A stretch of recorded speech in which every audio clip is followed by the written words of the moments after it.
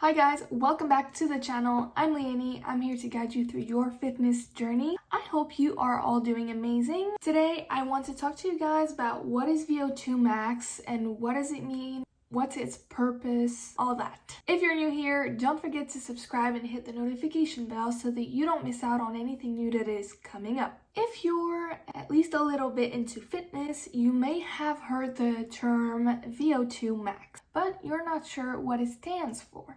It is the maximum volume of oxygen your body can use in order to function during a cardiovascular activity. The higher that number is, means the more oxygen you can use, which means you're basically going to be able to sustain a difficult cardio capacity activity for longer. How do we know what our VO2 max is?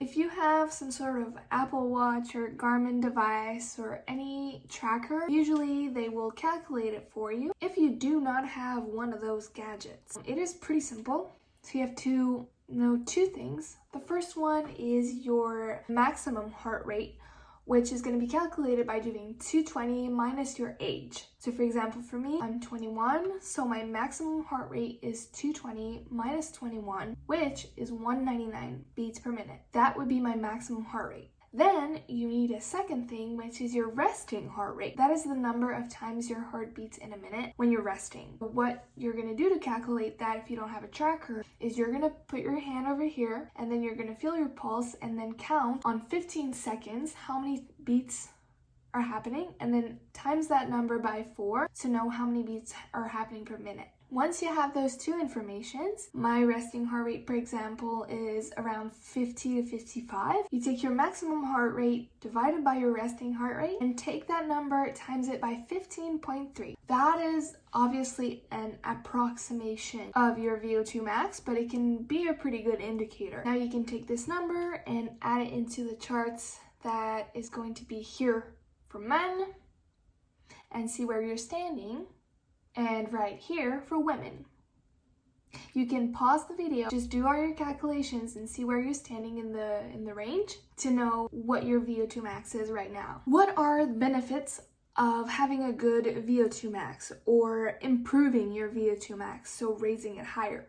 An increase in the VO2 max has led to impacts such as boosting the immune system or reducing stress. And as I said before, it is a pretty good indicator. Cardio capacity is higher and you can sustain an activity that is a cardio form of activity for longer. If your VO2 max is lower than you expected, or if it's lower than what you would like it to be, here are some ways you can actually improve it and increase it and therefore have a better cardiovascular capacity and being able to be more in shape, if we can say, or just be healthier or have all the benefits from having a higher VO2 max. The first option, which is the one that was the most recommended when I researched it, is HIIT workouts, so high intensity interval training. Where for a couple minutes you're going to do an activity that's going to raise your heart rate pretty high, and then you're going to take a break and repeat that, so that's intervals of high intensity for your heart. That works really well to improve your VO2 max.